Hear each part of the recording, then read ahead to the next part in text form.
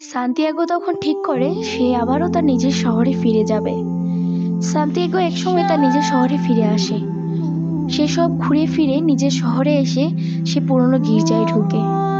সেই পুরনো গির্জা যেখানে শুয়েই সে সর্বপ্রথম সে স্বপ্নটা দেখেছিল, গুপ্তধনের স্বপ্ন।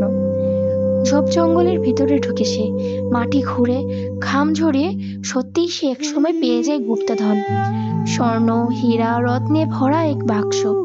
কিন্তু নিজের চোখে সে বিশ্বাসই করতে পারছিল না। একসময় তার চোখে জল আসে, কারণ তার সবচেয়ে বড় পুরস্কার ছিল এই যাত্রা, এই সফর, এই পথ আর এই শিক্ষা। গুপ্তধন ছিল না শুধু মাটির নিচে, সেই সাথে ছিল তার ভিতরেও।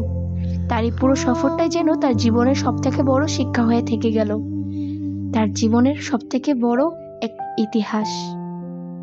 সবাই তো নিচ্ছে, আপনি কেন বঞ্চিত থাকবেন এই মায়াবী পিস থেকে? এখনই অর্ডার করুন আপনারও আপনার প্রিয়জনের জন্য।